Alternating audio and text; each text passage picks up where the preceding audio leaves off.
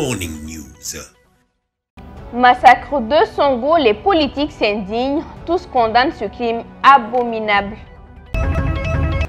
Deuxième assemblée générale de l'Alliance des associations des pouvoirs locaux des pays du G5 Sahel, une rencontre qui va permettre à cette représentation des élus locaux des 5 pays de faire le renouvellement du bureau. À l'international, Abdulrazak Gouma reçoit son prix Nobel de littérature à Londres. Mesdames et messieurs, bonjour, bienvenue à toutes et à tous dans ce journal. Je vous le disais à l'instant, suite à la tuerie survenue à Songo, à 10 km de Badiangara ce vendredi 3 septembre 2021, les indignations ont surgi de tous les côtés, notamment de la part des acteurs et des mouvements politiques pour condamner ce crime abominable. Plus de détails dans cet élément signé Abdoulaye Koniba Konaté. L'émotion était grande ce vendredi 3 décembre 2021 quand l'information est tombée. Les Maliens viennent de connaître un autre vendredi noir. 30, c'est le nombre estimatif de civils brûlés vifs, tués dans une attaque terroriste qui a ciblé un camion transportant des forains entre Songo et Badiangara dans la région de Mopti, en plein centre du Mali. Face à ces drames, les indignations fusent de tous les côtés. Réseaux sociaux, plateformes, tous les moyens sont mis en œuvre pour condamner cette calamité. À travers un communiqué, le Parti pour la Renaissance nationale, PARENA, a condamné énergétiquement ce massacre épouvantable et invite les autorités à rechercher par tous les moyens les barbares et les complices qui ont commis ces crimes monstrueux pour les traduire en justice. De même, le bureau politique de la Convention nationale pour une Afrique solidaire, Senas Fasohere, a aussi condamné avec la dernière vigueur cette attaque contre un véhicule forain et soldé par les massacres ignominieux de paisibles populations dans la localité de Songo, près de Badiangara. Cependant, la population de Badiangara, quant à elle, ne s'est pas limitée à de simples condamnations par communiqué de presse. Sous la houlette des mouvements politiques et de la société civile de la région, Badiangara est monté au créneau ce lundi 6 décembre en observant des journées de désobéissance civile sans délai. La plateforme des associations et mouvements du pays d'Ogon ont tenu ce samedi 4 décembre 2021 un point de presse au siège de Guina Dogon.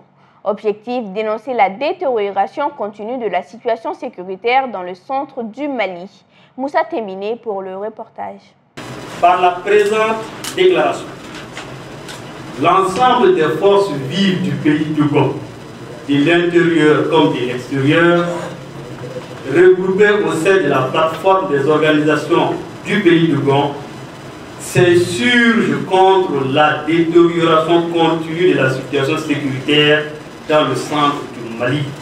Aux familles de toutes ces victimes, la plateforme présente toute sa compassion et exige des autorités de la transition la prise de mesures concrètes et vérifiables afin de 1. Ouvrir une enquête pour traquer les malfrats en cause, sécuriser le long de la route des poissons à travers des patrouilles et des escortes, collaborer avec le mouvement de résistance d'Anna Ambassadou qui se sacrifie aujourd'hui pour le Mali.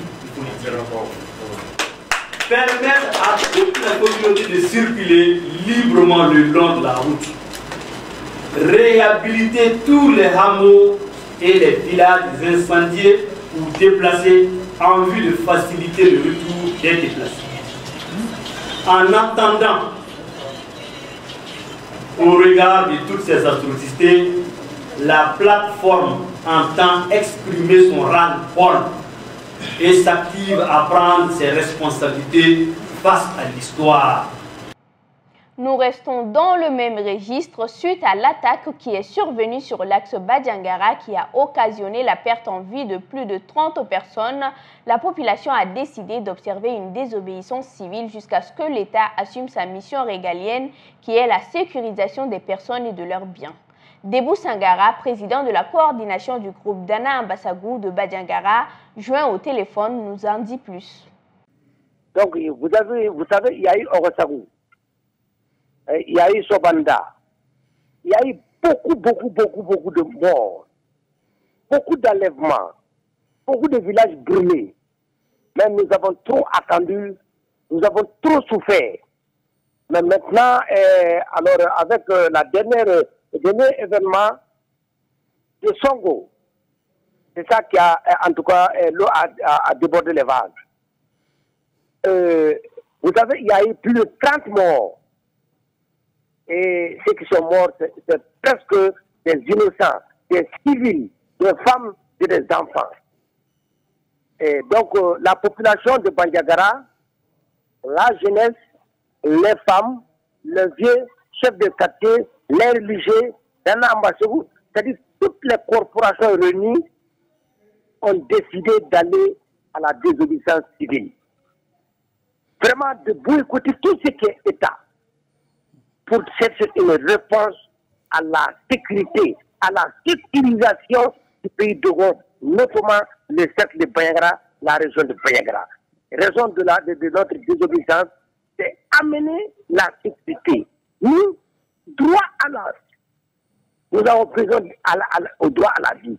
Seulement notre vie, notre bien, notre territoire que soit sécurisé par l'État, par le gouvernement. Donc c'est ce qu'on veut.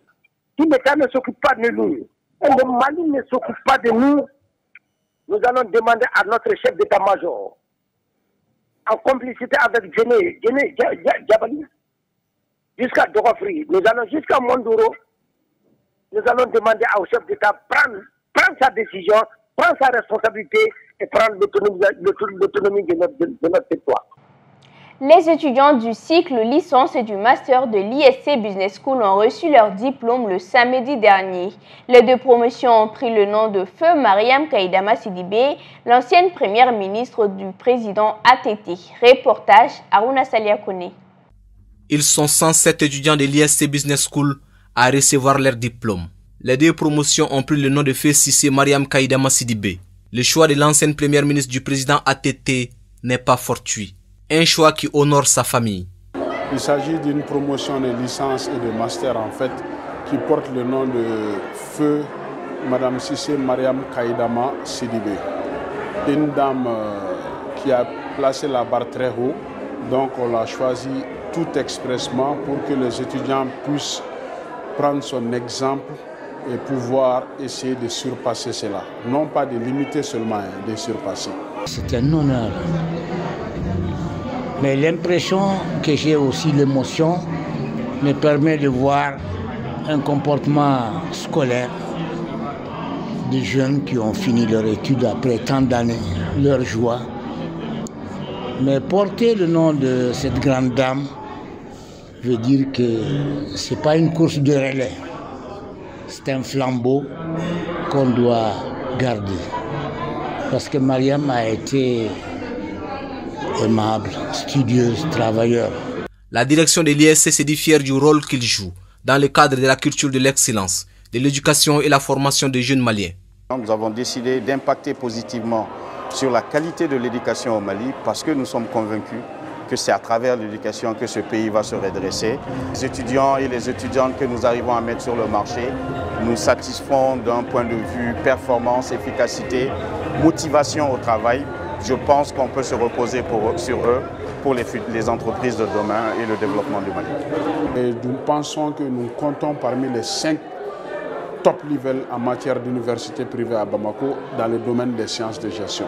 Donc c'est un sentiment de fierté, surtout que de voir tous ces jeunes-là en train d'être des capitaines d'industrie pour certains et d'autres d'être des cadres très valables dans les entreprises. Il est à rappeler que l'ISC Business School a fêté la semaine dernière ses 10 ans. Un jeune parcours, mais prestigieux. Toujours dans le domaine universitaire, l'Institut universitaire de formation Montesquieu est un établissement privé d'enseignement supérieur et professionnel. Créé il y a de cela 2 ans, cet institut offre aux étudiants une formation de qualité selon son promoteur. Il est au micro de Moussa Temine. Cet institut est né il y a 2 ans. En fait, c'est la demande des parents, puisque nous gérons l'enseignement secondaire général aussi. C'est à la demande des parents qui nous ont poussé à mettre en place cette structure-là qui a 2 ans aujourd'hui. Voilà, nous avons presque toutes les filières qui sont sur le marché et nous comptons les améliorer petit à petit pour renforcer les capacités des enfants. Disons qu'aujourd'hui, il y a plus d'écoles supérieures qui s'ouvrent à tort et à travers. Mais nous, notre créneau, c'est basé sur la discipline et le travail bien fait. Bon, il y a aussi des formations continues que nous essayons de dispenser également. Donc je crois que tout ça rentre dans ce que nous avons appelé une école sans tâche, c'est-à-dire que sans défaut, vu ce que nous voyons de nos jours au Mali. L'Alliance des associations de pouvoirs locaux des pays du G5 Sahel a ouvert sa deuxième assemblée générale ce lundi à Bamako. Une rencontre qui va permettre à cette représentation des élus locaux des 5 pays de l'espace du G5 Sahel de faire le renouvellement du bureau et de se lancer de nouveaux défis. Aruna Salia Kone pour le compte-rendu. Créée en août 2019, l'Alliance des associations de pouvoirs locaux des pays du G5 Sahel a pour objectif de fédérer les efforts des collectivités de l'espace pour faire face aux différents défis. Cette assemblée générale est pour le président l'occasion d'intégrer dans les missions de l'Alliance les objectifs du développement durable.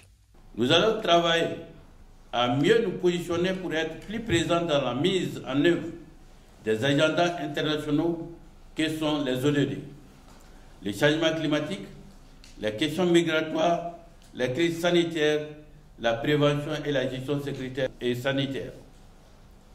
Car, faut-il le rappeler, notre espace fait partie des zones les plus fragiles au monde parce que nous représentons un enjeu majeur avec les énormes potentialités que nous représentons en termes de ressources naturelles.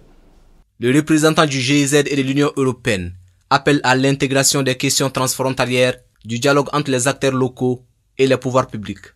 J'ose espérer que cette assemblée sera certainement un tournant décisif pour la défense des intérêts des collectivités territoriales et le développement d'instruments en vue d'instaurer un dialogue entre les acteurs locaux et les pouvoirs publics. Je voudrais suggérer, compte tenu de la nature internationale de cet échange, que cette assemblée puisse aussi se pencher sur la question transfrontalière. En effet, vous n'êtes pas sans savoir que la crise que nous connaissons ne s'arrête pas aux frontières et que bien des conflits doivent être traités de part et d'autre de celle-ci. Le ministre de l'administration territoriale salue le rôle de premier plan que jouent les acteurs locaux et se réjouit de la prise en charge des questions d'intégration de l'Alliance. Vous, élus locaux, constituez un maillon essentiel de cette lutte pour la stabilité de notre région. Il faut que nos États, nos gouvernements, nos partenaires vous fassent jouer ce rôle de premier plan si nous voulons d'une paix et d'un développement durable. Une organisation comme l'AAPL, G5 Sahel, constitue le soubassement, le socle de l'intégration de nos peuples. Je suis heureux d'apprendre du président que les actions de coopération transfrontalière feront partie de vos actes privilégiés d'intervention. Cette deuxième session prendra 3 jours. Elle permettra de faire le bilan des actions menées et de procéder au renouvellement du bureau. L'Institut africain de technologie et management, ITMA, a organisé ce week-end une cérémonie de remise de diplôme de la deuxième promotion 2017-2020. C'était à la faveur d'un dîner gala. Reportage Aminata Traoré et Moussa Tembini. Décédée en novembre 2013, Sira Diop fut la première femme malienne à avoir obtenu le bac. La deuxième promotion de l'Institut africain de technologie et de management, ITMA, porte le nom de cette éducatrice qui a formé des générations de Maliens. Soukeina Diop, représentante de la famille Sira Diop, affirme la reconnaissance de la famille envers les responsables de ITMA.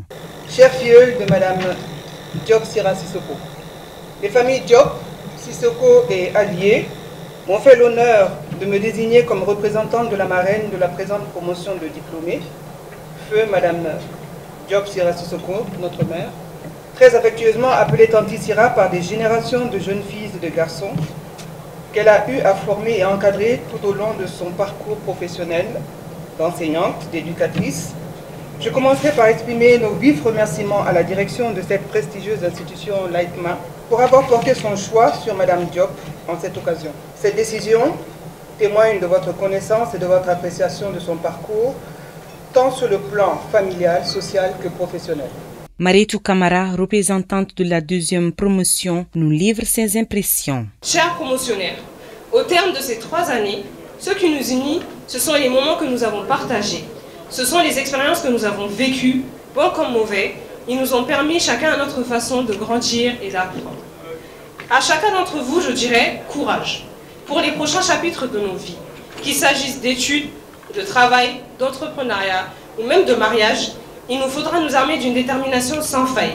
La vie n'est pas toujours simple et les épreuves peuvent être si compliquées que nous avons souvent envie d'abandonner. N'abandonnons jamais. Madame Sibi, directrice générale de ITMA, affirme que les jeunes diplômés sont capables de relever les défis professionnels. Chers jeunes, nous ne doutons pas de votre volonté, de vos capacités à apporter votre contribution à la résolution des problèmes qui perturbent notre monde. Chers récipiendaires, filles et garçons, souffrez que je vous donne un dernier conseil. Chacun de vous aspire à la prospérité et au bien-être. La prospérité, vous l'aurez par la qualité de votre travail. Notons qu'ils sont au total 25 étudiants diplômés en gestion finance, marketing et communication, marketing vente, informatique et réseau télécommunications à avoir reçu leur attestation. La jeunesse de la commune 2 du district de Bamako invite les autorités à revoir la réorganisation territoriale en commune 2. En effet, elle est montée au créneau ce samedi 4 décembre 2021 pour réclamer la restitution du centre commercial à la commune 2. Reportage Amadou Diallo et Bakoro Banyare. Depuis 2018, suite aux résultats des travaux d'une commission mise en place par les autorités pour la réorganisation territoriale, la commune D du district de Bamako est passée de 13 à 15 quartiers, y compris Chikoroni et le centre commercial qui fait l'objet de polémiques. Mais selon la jeunesse, du jour au lendemain, une autre décision a vu le jour, érigeant le centre commercial à la commune 3. Cette décision est fortement contestée par la jeunesse. On est là ce soir, c'était pour dire à nos autorités de faire vraiment attention, de ne pas blaguer avec ces dossiers-là. Parce que le centre commercial dont nous parlons appartient à la commune 2. Mais tout ce qu'on va dire à nos autorités, c'est de leur avertir de faire extrêmement attention avec ces dossiers-là. La commune 2 tient à son territoire. Si toutefois ils prennent des décisions vraiment qui ne sont pas appropriées, voilà, on est prêt à résister. Les notabilités présentes auprès de la jeunesse de la commune 2 se prononcent. C'est l'ancien site de Bamako occupé par les Nyari. Donc, c'est-à-dire que ça faisait partie intégrante de la commune 2. Mais aujourd'hui, après 40 années, autrement pratiquement 4 décennies, que nous nous battons pour que ça revienne dans le giron de la commune 2, on ne nous donne pas, on nous restitue le centre administratif commercial qui a été créé de toutes pièces par un homme politique qui n'a jamais existé. C'est la continuation de plusieurs quartiers, à l'est comme à l'ouest. Pour elle, la patience a trop duré concernant cette affaire. C'est pourquoi elle demande aux autorités en charge de l'administration territoriale de donner à la commune ce qui l'appartient. L'administration étant ce qu'elle est, et nous l'écoutons, nous nous défendons. Nous avons fait des dossiers, on a fait des documents, on a fait des correspondances. Et pour des raisons politiques et obtenir de l'électorat, M. Djibril Diallo a fait paraître une ordonnance retirant la bande litigieuse et la confiant, l'attribuant à la commune 3. Il est urgent que les plus hautes autorités s'impliquent, puisque cet avant-projet est en phase d'adoption par le CNT. Mais aux dernières nouvelles, une rencontre est prévue ce mardi entre le ministère de l'administration territoriale et de la décentralisation et les personnes et ressources de la commune 2. L'image du jour est consacrée à la dépression de Danakil en Éthiopie. Au nord de la région Afara en Éthiopie se trouve la dépression de Danakil, une vaste plaine désertique d'environ 200 km près de la frontière avec l'Érythrée.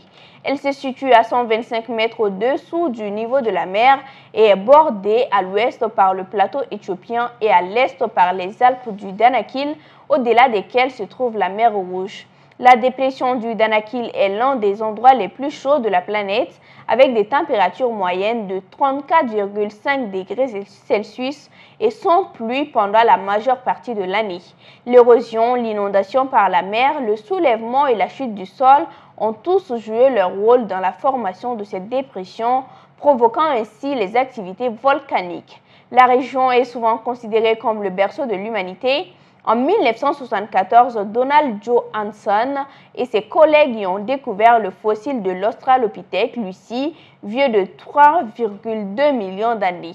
De nombreux autres fossiles d'hominidés anciens y ont été découverts, ce qui a incité de nombreux paléontologues à proposer que cette région est la première où l'espèce humaine a évolué. À présent, l'actualité internationale avec Oumou Makalou.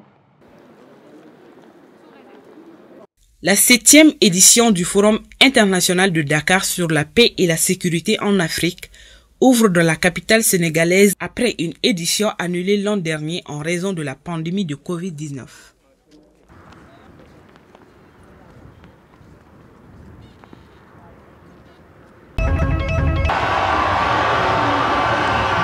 Adama Barrow, vainqueur de l'élection présidentielle en Gambie, est ovationné par ses partisans lors de son discours de victoire et les appelle à respecter ceux qui ont voté pour ses adversaires lors de l'élection.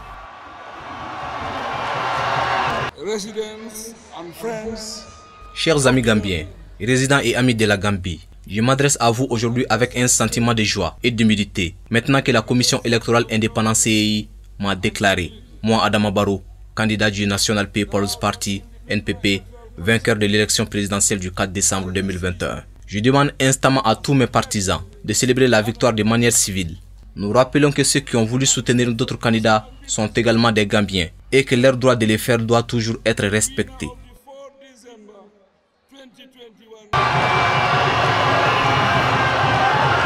La commission électorale dimanche, au lendemain d'un vote crucial pour une jeune démocratie qui cherche à surmonter son passé dictatorial. Jammeh, qui refusait de reconnaître sa défaite, a été forcé de s'exiler en Guinée équatoriale sous la pression d'une intervention militaire ouest-africaine. La présidentielle de 2021 est la première sans lui depuis 1996. Adama Barrow revendique le retour des libertés, la construction de routes et de marchés et la pacification des relations avec la communauté internationale.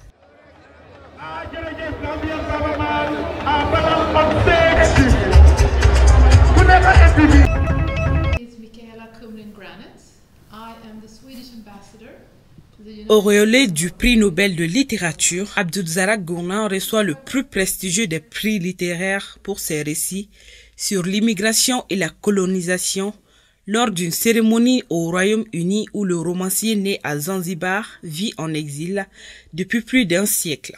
Pandémie oblige, les Nobel en sciences et littérature sont remis sans le faste habituel dans les pays des lauréats pour la deuxième année consécutive.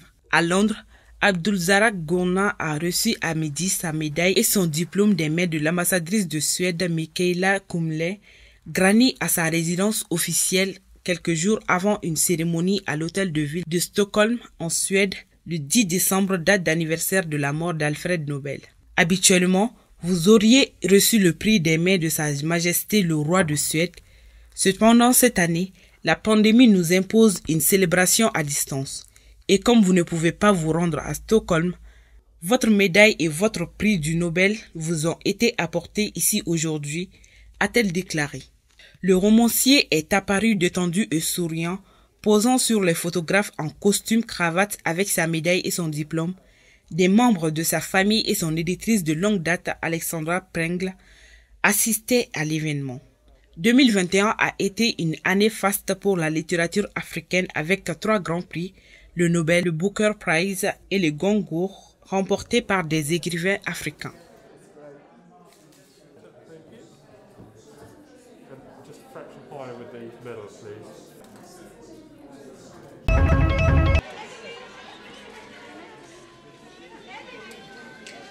Le pape François rencontre des jeunes à l'école Saint-Dionysus des Ursulines à Maroussi, à Athènes, au dernier jour de sa visite en Grèce et à Chypre. Le pape François rappelle aux jeunes de ne pas se renfermer sur eux-mêmes, Dans un monde où beaucoup de gens sont très sociaux, mais pas très sociables, les invita à s'ouvrir aux autres et à ne pas s'isoler derrière les écrans des téléphones portables.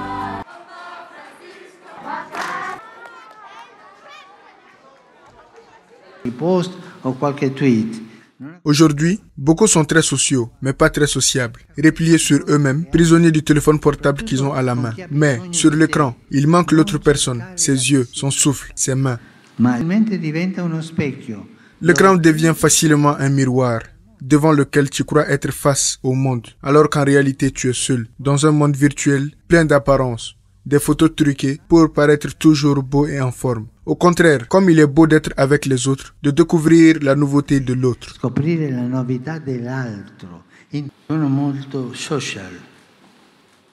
Veux-tu faire quelque chose de nouveau dans la vie? Veux-tu rajeunir? Ne te contente pas de quelques posts ou tweets. Ne te contente pas de rencontres virtuelles. Recherche les rencontres réelles.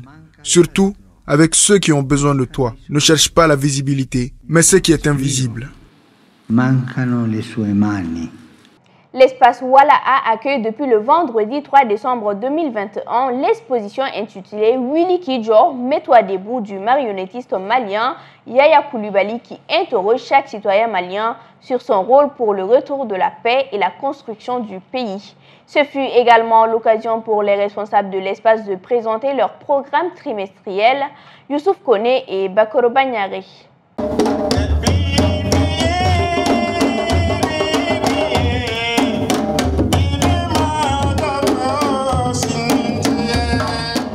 Spécialisé dans l'industrie créative et numérique, l'espace Walaha se propose comme une vitrine pour les artistes et leur art, comme en témoigne cette exposition du marionnettiste malien Yaya Coulibaly. Le vernissage de l'exposition était couplé à la présentation du programme trimestriel de l'espace.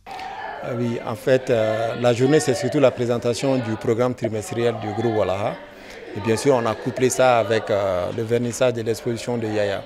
Parce que dans ce programme trimestriel, on consacre tout le mois de décembre à Yaya Coulibaly, comme vous l'avez dit, l'homme de culture et marionnettiste justement. Et pendant tout le mois de décembre, donc ça commence par cette expo qui va rester pendant un mois.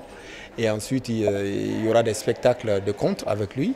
Il y aura aussi un café littéraire qu'on appelle chez nous Coworking Café. L'exposition Willy Kidjo, qui peut se traduire littéralement par Mets-toi debout, composée des marionnettes, invite à une prise de conscience de chaque Malien sur son rôle pour la stabilité et la construction du Mali, confronté depuis plus de 10 ans à une crise multidimensionnelle. L'exposition s'intitule Willy Kidjo. Et c'est dans notre jargon ici, Willy Kidjo Fadendjou Kanasila. On a Willy Kidjo à Baketchukori. Willy Kidjo, c'est pas tout simplement lève-toi et mets-toi debout. Willy Kidjo, c'est aussi, doit pousser chacun de nous individuellement. Qui es-tu? Qui suis-je? Quelle peut être ma contribution? Quels sont mes rôles? D'où viens-je? Alors, c'est là des questions, c'est là des questionnements qui font que nous pouvons recréer un foyer de paix dans notre propre corps et le transmettre à l'autre. Les projets d'Onko Nimaya de la coopérative allemande GIZ qui œuvre pour la prévention des crises et le renforcement de la cohésion sociale à travers la culture salue les initiatives de l'espace Walaha en droite ligne de ses objectifs. L'espace Walaha a été sélectionné à travers un appel à proposition auquel plusieurs différents centres culturels ont postulé. Et c'est dans le processus de sélection que le dossier de Walaha était un parmi les meilleurs. Parce que notre objectif, c'est de soutenir ces centres culturels qui deviennent des lieux de rencontre pour les jeunes et surtout des lieux d'expression. Et donc, c'est dans ce cadre-là que l'espace Walaha a été sélectionné. Précisons que l'exposition Willy Kidjo se poursuivra jusqu'au 31 décembre 2021.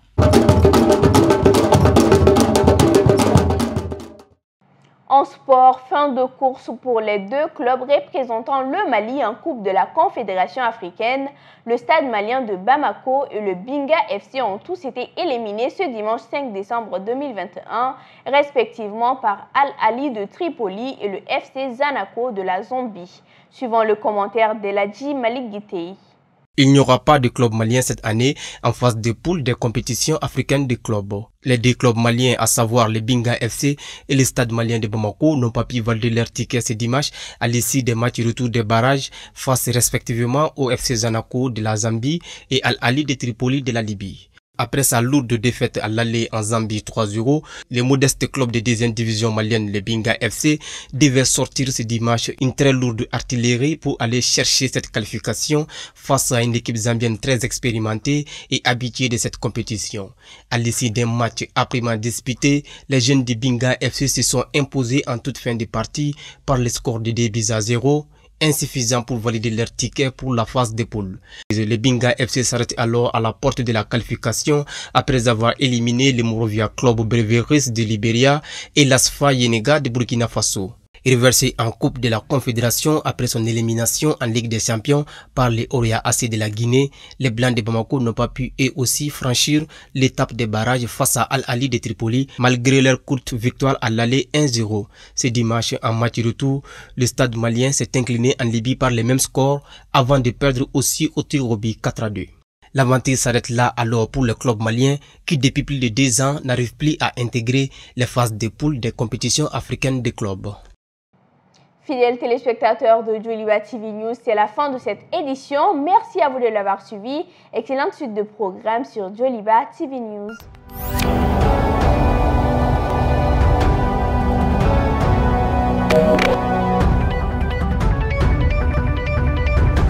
Joliba Morning News.